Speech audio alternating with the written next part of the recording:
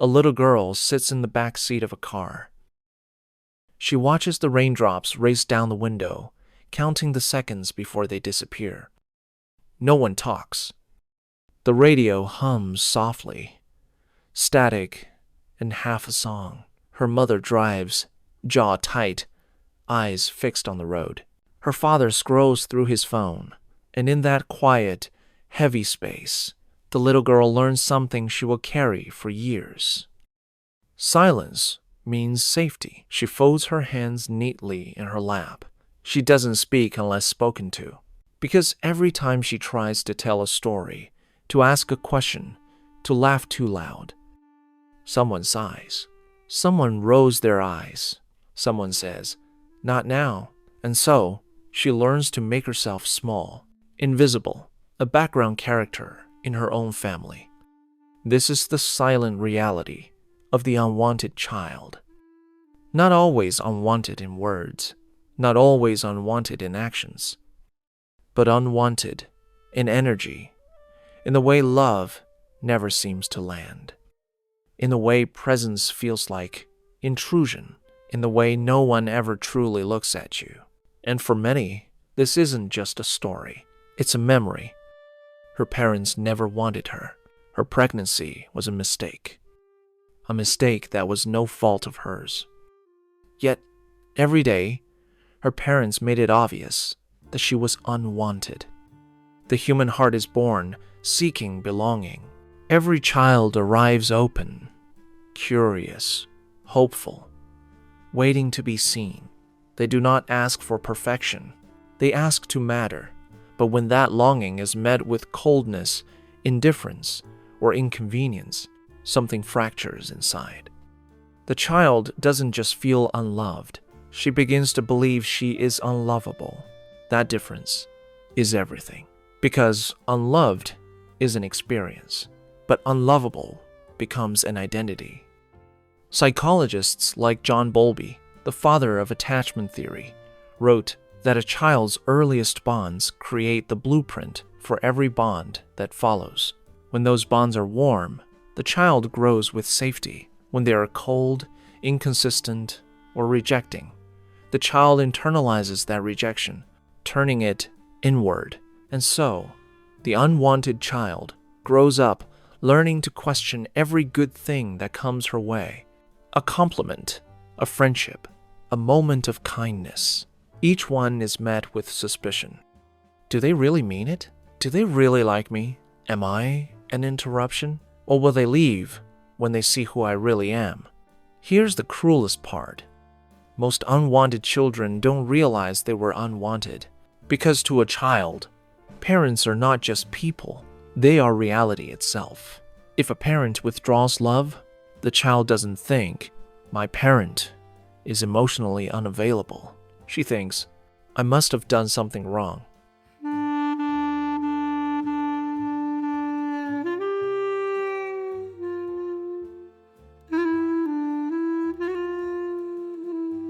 Her mind bends to protect the bond, even if it means blaming herself. This is the beginning of self-rejection, the invisible inheritance of the unwanted child. She grows older, and the patterns deepen. At school, she tries to earn her place by being useful, helping teachers, fixing things, blending in. She studies the faces of others for approval, the way some children study books. She learns to apologize for existing, to say sorry before speaking, to hold her breath when people argue, to read moods before they change. Because unwanted children don't just crave love. They work for it. They perform for it. They exhaust themselves, trying to prove they deserve what should have been freely given. Developmental psychology calls this conditional worth. It means you only feel worthy when you're meeting someone's expectations, when you're quiet, compliant, helpful, or invisible. And the tragedy is that it follows you into friendships, into work, into love. The unwanted child becomes the adult who asks for little, accepts less, and calls it peace. But peace, built on suppression, isn't peace. It's a quiet kind of dying. One of the most painful parts of being the unwanted child is the comparison. She notices how her brother gets kisses, how her sister gets softness, but how her own accomplishments are met with silence, or worse, indifference. It's not always abuse. It's worse. Sometimes it's just absence. A missing, I'm proud of you. A missing, I'm listening. A missing, I love you too. But the nervous system doesn't care about intent. It registers rejection as danger, and danger rewires the brain. And over time, her body learns to flinch before affection, to brace before intimacy, to expect love to vanish. Neuroscientists have found that chronic childhood rejection alters the brain structure, heightening activity in the amygdala, the part that detects threat, and weakening the prefrontal cortex, which calms emotion. And if you want to know what that means in everyday life, it means that the unwanted child grows into an adult who's always waiting for something to go wrong. Peace feels suspicious. Affection feels foreign. And chaos? Chaos feels like home. And here's the paradox. Being an unwanted child has some good parts, thankfully. Because she had to sense danger early, the unwanted child becomes highly attuned to others. She reads faces like maps. She hears the shift in tone before words change. She senses tension before it happens. People call her intuitive, empathic, but really she's hypervigilant. Her empathy was born from survival, and that gift, while beautiful, came with a cost. Maybe you were an unwanted child, and you can relate.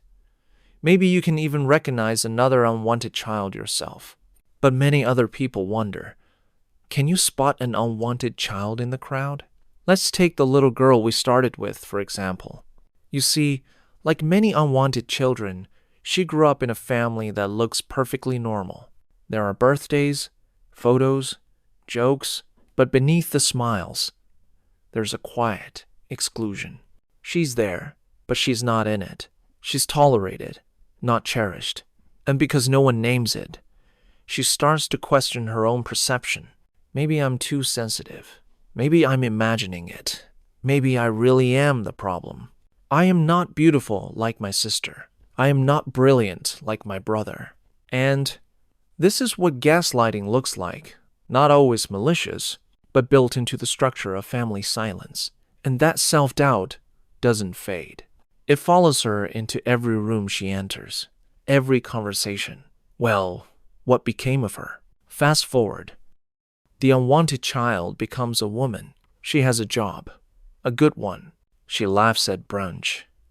She posts pictures online. She seems normal. But late at night, when the world goes quiet, the ache returns. That ache that says, no one ever chose me. She overthinks messages. She stays too long in relationships that hurt. She confuses attention with affection and busyness with worth. Every goodbye feels like proof. Proof again that she really is unwanted. Every silence feels like confirmation. And yet, she keeps trying. Because deep down, a part of her still believes that if she's perfect enough, quiet enough, good enough, someone will finally stay. Someone will finally want her. But the truth is, she's been chasing a kind of love that should have been unconditional.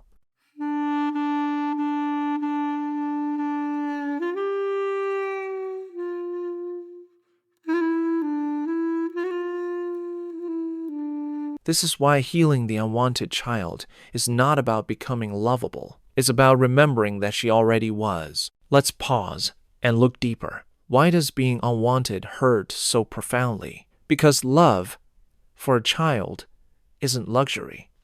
It's oxygen. Belonging isn't optional. It's survival. When that belonging is withheld, the soul doesn't just ache. It fractures. And those fractures become the invisible lines that shape a life.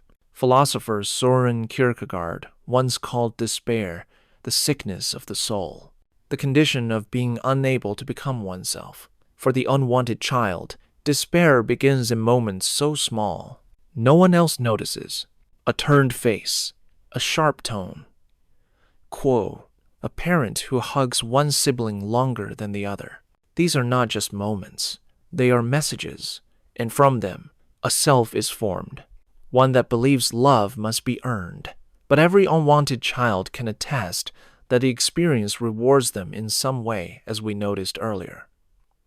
And that is not to say being unwanted is a good thing, because it is definitely not. But the sensitivity that develops, wow, her sensitivity becomes intuition, her loneliness becomes imagination, her longing becomes depth. She learns to see what others overlook, to feel what others suppress, to understand pain in a way that makes her gentle. Many artists, healers, and leaders were once unwanted children who turned absence into art and pain into empathy, not because the suffering was good, but because they refused to let it be wasted. Let's talk about healing. Because the unwanted child can heal, but not by pretending it didn't happen. Healing begins with recognition. To say the words, "I was unwanted," is not self-pity. It's self-honesty. It names the ghost, and what's named can finally be released. Psychologists call this reparenting, learning to offer yourself the care you were denied. It sounds simple, but it's revolutionary. It means saying to yourself, I deserve gentleness. I am enough, even when I do nothing. I am wanted, even if they didn't show it. Therapy helps. Safe friendships help. Writing helps, because expression is the opposite of erasure. Each word spoken, each boundary set, each tear allowed, becomes a rebellion against invisibility. And over time, the unwanted child inside starts to trust again. Healing is not quick. It's not linear, but it's real. Science tells us that attachment styles can change. The brain can form new neural pathways. The nervous system can learn what safety feels like. It's never too late to feel wanted. When the unwanted child becomes a parent, the cycle can shift again. Some pour love endlessly into their children, desperate to give what they never received.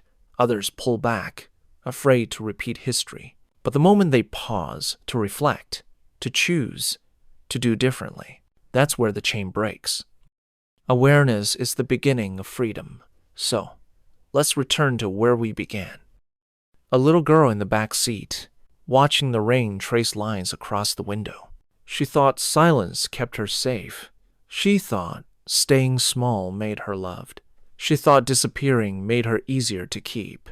But she was never the problem. She was the mirror, reflecting what her parents could not face. If you look closely now, you'll see her still there, inside you, waiting to be chosen. And maybe that's the healing, to look at her and finally say, you were never too much. You were never not enough. You were never unwanted. You are simply waiting for someone, perhaps even me, to finally say yes.